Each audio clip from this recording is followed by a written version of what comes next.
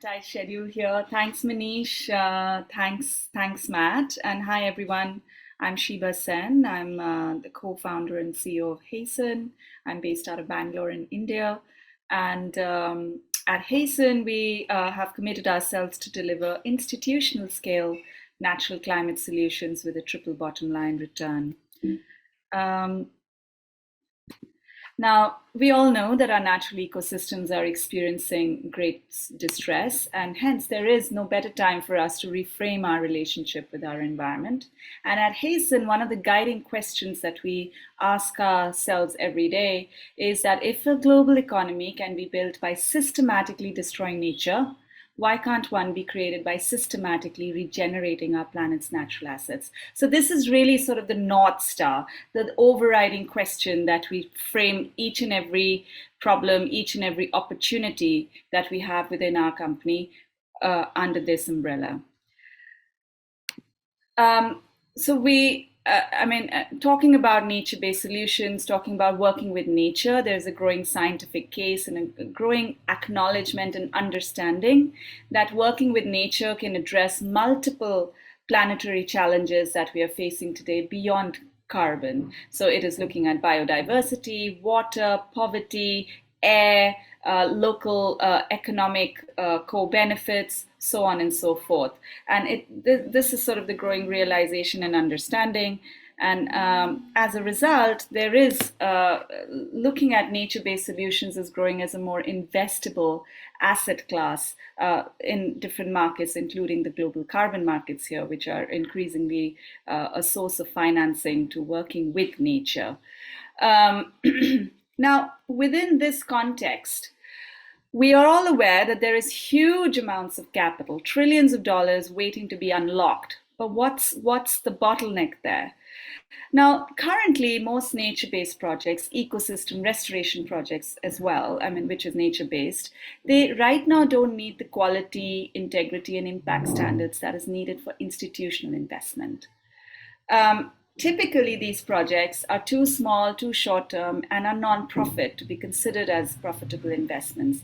And that's because it's largely in the arena of the non-profit world. There are thousands and thousands of amazing projects at a small scale in restoration that are already happening in the world today. However, how do we scale that up at a level that we need to address the nature crisis and also to make them more investable assets? That's where the bottleneck lies. Now, my perspective that I aim to bring here today is really grounds up, because we do talk about the perspective, and Brijesh were rightly so, from the market end. We need data, we need transparency, we need integrity in terms of measurement, baselines. Absolutely, that's a given. So I thought to add value to this discussion, I would bring the lens from what really also then happens on the ground. In addition to the data. Once we have the data, then what? Now, the problem there is that when we design these projects, just give me a second.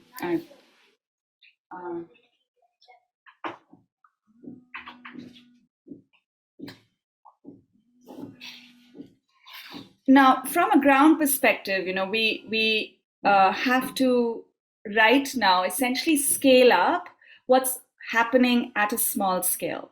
Now, when we look at these project opportunities to work with nature, think about over 1 billion smallholder farmers that exist in the world today, largely in the global south. There, the issue of fragmented lands is a big issue. And this is even before we even think about launching a project. We have to aggregate thousands and thousands of small land parcels to really make it a sizable parcel. So, for example, if we have a 30,000, 50,000 hectare program, which is the kind of projects that we need to unlock the big capital, we have to put in significant amount of work, say as a developer, to even really put that project in front of investors. So it needs that initial investment of capital to start even designing and developing these projects, which is like sort of the big gaping black hole right now. Now, with fragmented lands, we have to look at tenure, we have to look at documentation, we look at technology in mapping these, GIS, satellites, so on and so forth, which needs investment. This is even before these projects are ready to be talked about. While that happens, the biggest global bottleneck that happens in these projects is lack of core infrastructure. And that's one of the reasons why they are small scale, beautiful initiatives happening, but small scale, because the core infrastructure investment is not put in for the long term. And by that, I mean seed banks, nurseries, water infrastructure, capturing water, irrigation infrastructure. And really, when we think about a restoration project and we start thinking about, say, reforestation from year one, that really is a fallacy, because what we really need to do is, if we're going to plant, 30, 40 million trees over a course of a project, we need to put in this core infrastructure in place initially, which requires investment and increases the cost and all the logistics and operations that go with that. Now, right now, the large scale projects, when we look at nature based, are usually like timber projects. They are not restoration projects. Those are not bringing native species back with multiple species being planted on degraded lands. And that, hence, that core infrastructure for biodiverse reforestation initiatives right now is absent from the supply chain. Then, from a developer's point of view, when you look at a restoration project, a reforestation project, sorry, is there a question? No, okay. So when you look at these projects from a developer's point of view, and to ensure the additionality, which with reforestation is sort of kind of more easy to establish. But then you have to look at permanence when we're looking at capital in terms of carbon, that is financing that might come into it, even impact investments in certain aspects of this work. Now, with permanence, what happens is, to ensure the question that a developer asks or should ask is, what is the core cause of degradation in this area in the first place? Because as we reforest these degraded lands, we need to see that these trees actually remain standing for the next 30, 40, 50 years at least. Now, what do we need to do as we plant these new trees and reforest degraded lands to ensure that these remain standing? And now, often, these are not large tracts of contiguous pieces of land which you can just fence with one private landholder, and it's sort of your own personal property. These are community lands, these are farmer lands. So the incentive structures have to be aligned in a way that there is incentive to keep these trees standing. And to put in that incentive structure, we need to look at the core causes of degradation. And often, when you work with nature, the causes of degradation are interrelated. There are energy needs that are being met by forests. There is timber, illegal timber, distress sales, food production. So forests are being cleared to do agriculture. In Latin America, we see grazing is a big, more profitable business than to have a forest right now.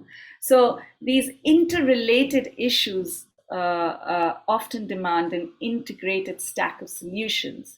So when we look at a restoration project, we say, right, we're going to, and I'll come to it, in the next 10 years, we're going to plant 20 million native trees over 30,000 hectare degraded, desertifying land in India, for example. Now, it's not as simple as saying that, because what we really need is a stack of solutions that are interdependent to go along with reforestation to ensure that we are shifting in this area of, say, 50,000 hectares, the core needs that are right now met from extracting from forests. We're just shifting that base into more regenerative ways of fulfilling our basic needs of livelihoods, employment, and income generation.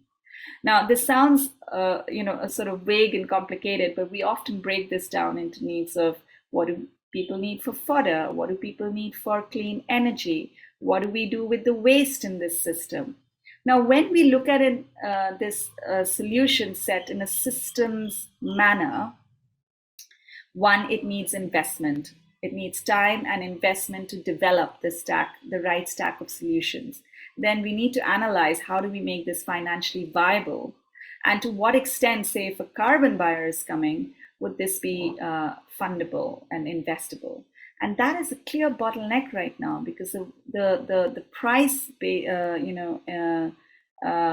put right now on nature-based solutions doesn't really meet the requirements of these interrelated solution stacks being built in addition to planting of trees.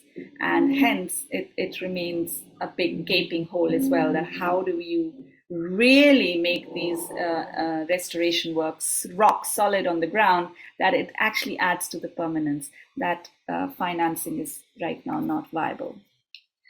And hence, that my next point is that we need blended financing instruments to really play a larger role in nature-based solutions. And by that I mean a lot of venture, sort of philanthropic investments can underwrite these projects in the first 1 to 3 years, with exactly the kind of things that I've mentioned. We need to put in infrastructure. We need to aggregate these lands in clear land tenures. We need to design and test an integrated stack of solutions, and to see how that can be made more bankable. All this work and data, recording of data, through technology, and creating those baselines. This is even before a project is, put forward for investment. This is where philanthropic investments can de-risk these projects and make them more investor ready for carbon investments and for impact investments. This lack of blended financing is a huge bottleneck in large-scale ecosystem restoration projects currently. And my final 2 points is that right now, this amazing work is happening at a small scale, and when we have to take it at a scale that is required, with hundreds and thousands of hectares, we need a very intentional, operationalized training and capacity of local organizations, nonprofits, who will be at the forefront of ecosystem restoration, because they're already on the ground, they understand their lands, they understand their communities. We really have to think about how do we work with these organizations to develop that capacity to work at a much larger scale, and with the inputs that is needed with data and technologies, and incentives for local communities.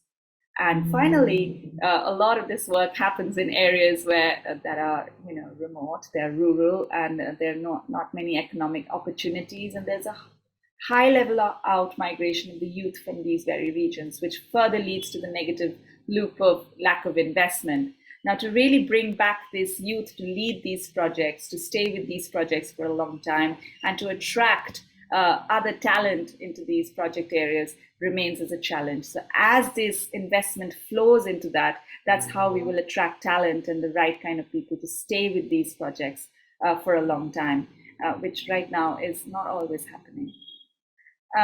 So these are really the core bottlenecks that I wanted to bring forth from a very ground lens of how these projects can actually be made sound investments, and this is the kind of work that needs to go into that. And at Hasten, we've committed ourselves to solve this piece and contribute to unlocking these bottlenecks to a large extent. So as a developer, we stay with, for the entire line of these end-to-end for these nature-based projects. We originate them. We work with our ground partners to develop these projects through a systems lens, the kind of interrelatedness I've talked about. We execute these projects, and then we also committed to manage these projects for their long-term durations, which ranges from 20 to 30 years.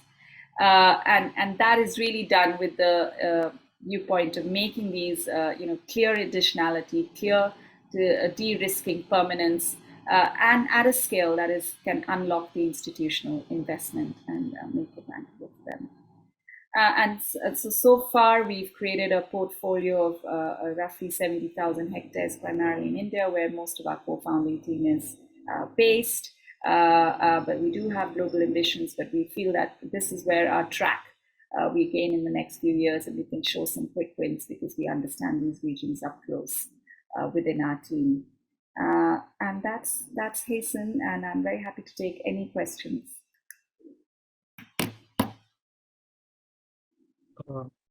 I would like to start first. I had two questions in mind. Yeah. The first question was that the kind of project which is happening here is the audience is more technically challenged rather than tech savvy members. And as you mentioned, the training is there is a part of the process where upskilling them. But still, how easy is it for, let's say, if any college students can volunteer and work for it? Is it something which you would promote, or what is your opinion on terms of the digital transformation part of it and acceptance by these native audience there? Yeah, absolutely. I mean, Manish, I mean, that's a core feature when we develop these projects. We have to create opportunities that speak to the young people, and when we look at reforestation, usually it's the women in these areas that are already doing these work. They work with plants, and they working with land. So when it comes to kind of looking at nursery seed banks and a lot of the manual aspect of work that comes, it's usually the women that'll come forward. But when it comes to the young people, the students, that's where the whole data layer of these projects can be totally built out. I mean, we are working with so many tech solutions that are now in the form of apps which can record data, which can look at, how do we measure biomass, what measurements need to be taken, then sent to a centralized database. This is all sort of tech work done through a mobile phone. And that's where, when I talk about training and capacity, that really looks at local youth to be trained in that. We don't really need, any high-tech degrees to be able to do that. So young boys and girls getting involved in these projects in a way that they find it exciting and adding real value to this. And that has to be a very core piece of when developing these projects, because that builds a social capital in the region where people see, this is my project and I'm earning money out of this, I'm getting a job out of this, I'm skilling, I'm doing a technical piece which they enjoy, it's aspirational, and then there is a skin in the game. Yeah, that's brilliant. Mine is not really a question, but to back up what Sheeba said. Earlier, during one of our experimentation, we were trying to, I come from a rather technical background. So the idea is that I was about to solve everything with technology. So we're working with a bunch of farmer groups in the rural corner of Karnataka. So we were collecting data from satellite and we're parsing it and all of the stuff, but we were lacking this higher resolution, more data, more granular data. So we ended up hiring two guys who just ride around on bikes, give them and tell them, give them an app. And no, it's not even an app. It's a very simple wrapper on top of the camera. So they just take pictures and, hey, I just found that this is the peas, tomato, and this roughly around this stage. We plug in that, we combine that data with other data and make our data much, much cleaner, better, and more, way enhanced. Manual, I get them like 5,000 rupees each a month, 10,000 rupees a month, and then your data enhancement by 10 times. Brilliant. It's a human capital that is there. So always, really look at restoration in nature is these projects to be successful. It's not just natural capital. You have to look at the social capital, the human capital, the infrastructure, capital that these projects need is what I talked about. So it's really a combination. It's you look at it from a systems and you see what resources are already there in the system, and then that's where the investment is needed. But the challenge is because of these bottlenecks, we need de-risking of these projects. So they need initial investment to get to a level that they're investment ready for impact investors or carbon investors. Absolutely. Yeah, sorry, one final thing. We keep thinking about AI this, AI that, and all of this. Imagine this. Right now, India is one of the most populous country in the world with 26% younger generation. Instead of spending way much more time in AI, if your thing is something that can be done easily by one of these guys, get it done real fast, real quick, and then train your AI on top of that. That's a brilliant strategy. And we are in the right position to leverage that. Yeah. Sheeba, I had just small query regarding the bottlenecks. You very nicely put that the young generation of the youth are really moving out of the remote. One way is the investments into these projects that would attract them to be back. Just out of curiosity, because we understand the investments are due to come. We don't already have a lot of them investing in these projects. Currently, just to understand and inspire the others who are on the similar lines, how do you think, or if there are already solutions that you people have worked with that has attracted youth to participate or become a part of this? Yeah, Abhishek, thanks for that. So, I mean, right now we have sort of small proof of concepts that, we've built in the geographies I was talking about. And it's been pretty basic, even just because it's minimal viable, sort of you want to show. Just by getting a project off the ground of, say, we've planted 50,000 trees, native, and we only work with native trees when I talk about reforestation.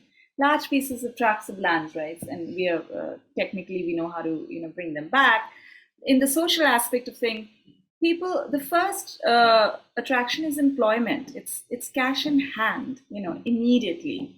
And then also how you're perceived on the ground is very important, right? So you have got to speak the same language. And there are different ways. I cannot be sort of preaching. Two, I cannot be too scientific and working from a totally, say, an ecological lens where I don't see a value of people in restoration. And so it's a combination of hard incentives of primarily, I would say you have to create income opportunities. Then you have to really look at how they can upskill. Because when we do even a simple project that we've done as a proof of concept where we've taken a degraded piece of land and brought it back, by native reforestation, species reforestation. How we conducted those sessions, how we mobilized the local community to come and participate. How did we speak to the young people and say, this is not just a tree planting program. Okay, let's learn about this. This is the science behind this. This is how we want to, go forward. Speak their language. So I think what I'm trying to highlight here is as we get the tech to penetrate into these rural areas, let's also develop a soft language that goes with it, that speaks to the rural population and the youth that is there. Very true. Very true. I cannot agree any less with you, because when you are talking about a 20, 30-year long-term commitment, yes, without local support and continuous support, I think. Yeah, it's skin in the game. I mean, what's in it? And so that's where the innovations are needed, Abhishek, right? You can get a project, get it implemented also, get the carbon financing flowing. So say what happens with the income that comes through the sale of credits. Organize, can we form local, a company that is now contracted out to look after these forests? Or they've been upskilled to say have some look at working with a startup in Bangalore that looks at forest fire data, and they are now employed by that company to feed in ground data to that. Like in a classic non-profit manner, we know women get organized in self-help groups. You have water committees, you have forest committees. How can you form small companies where young people are organized, have the financial incentives to then really look at the maintenance of these forests for the next 30 years and feed whatever is needed for that project in terms of data, in terms of surveillance, in terms of physical recce, so on and so forth. So we have to very innovatively design for these organized, economic engines that you place in these local areas. And for that, who funds that? A carbon buyer is not going to fund that, because a carbon buyer is like, I'm going to pay for carbon. Right. Impact investors like, put in a cold storage, I'll pay for that. Who pays for the design of, designing this organization? Non-profits do that, but we have to really buckle up that. And that's why I think blended financing is needed. Right. I think this is like the most detailed information and understanding anyone could provide. Thank you very much for that. And anyone else in the audience, do we have questions for Sheeba?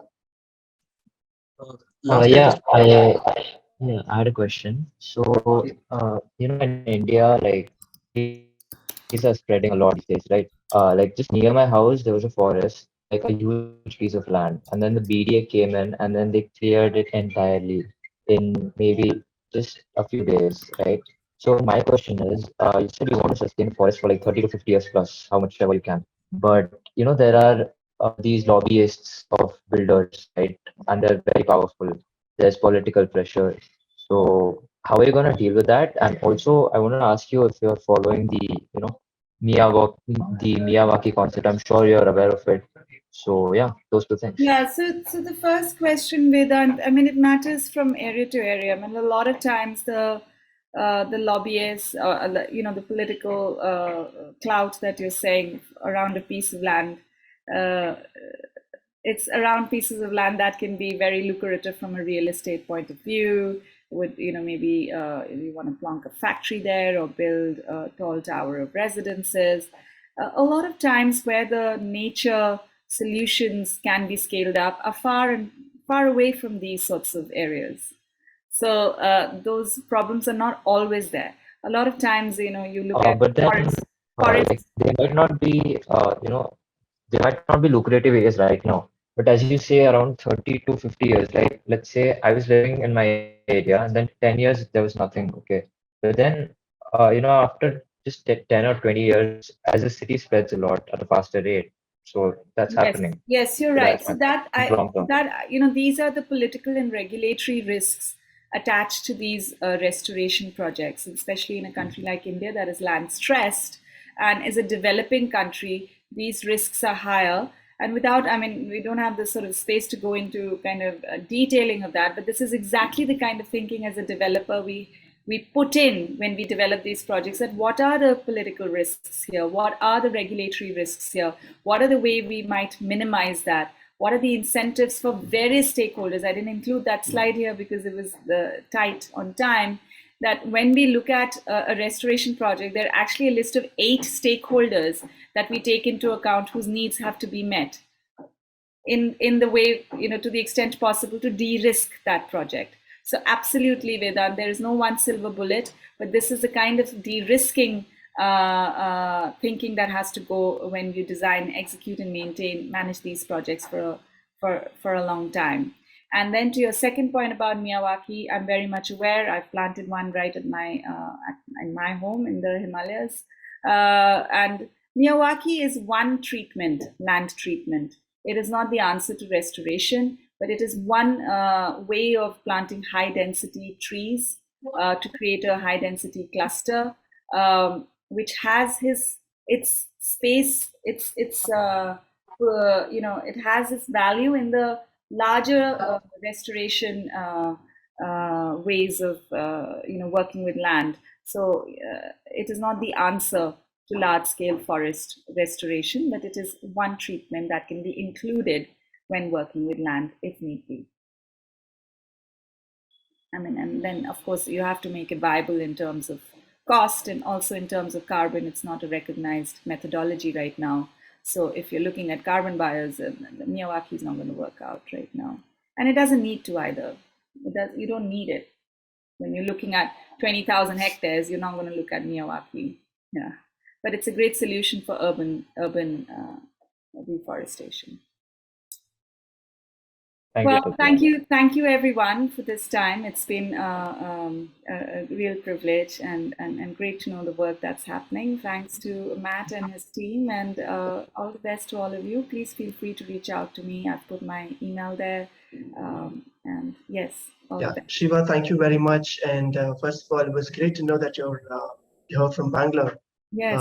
Many of us are in the meeting also from Bangalore, so it was great connecting with you. And like Manish in the beginning said that this is going to be streaming in Diamond Sagar College. I think most of them are going to connect as well. And it was great and very valuable, to be honest. A lot of hard-hitting questions. I should thank the audience as well. and you were very boldly answering all of them with such clarity. Thank you very much for Thanks, that. Abhishek. I'm glad I could add value. Thanks a Yeah. lot, guys.